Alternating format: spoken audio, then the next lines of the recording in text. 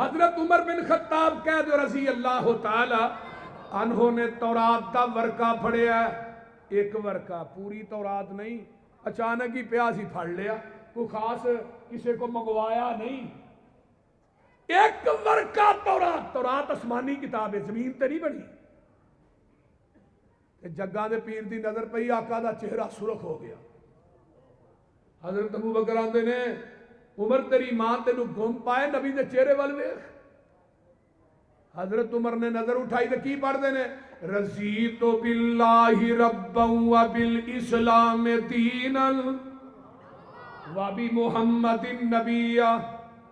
یہ جیڑا بندہ فجر تو بعد مغرب تو بعد ایک کلمے تین دفعہ پڑھتا ہے، آقا فرماندے نے قیامت نو یہ بندہ یا عورت آئے گی، میں انہوں بازو تو پھڑ کے جنت سے داخل کر دیاں گا، اور اللہ اس بندے نو راضی کرن گے۔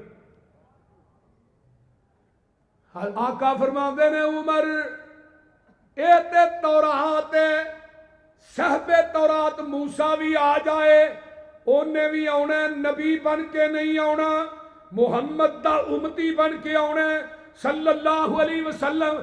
اگے فرمایا وَتَرَكْتُمُونِي موسیٰ عمر تسی منو چھڑ کے موسیٰ دے دروازے تے چلے جاؤ، تسی منو چھڑ کے موسیٰ دے پیچھے لگ جاؤ، لو کان موسیٰ حیّن، موسیٰ دوبارہ زندہ ہو کے آ جائے تو پھر منو چھڑ کے تھی موسیٰ دے دروازے تے چلے جاؤ۔ فرمایا لَزَلَلْتُمْ تسی گمراہ ہو جاؤ گے اگر نبی نو چھڑ کے نبی دے دروازے تے جایا جائے۔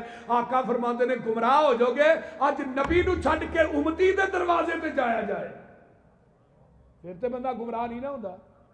بولیا جے ذرا کی شیخ القرآن کی فرماندے ہوندے سن، آندے سن تساں فیصلہ آپے ہی کر لینا اے مجلس خاصا آمادی، اور جتھے نیوی پہ گئی نبیاں دی دس کی رہ گئی گل امامہ دی،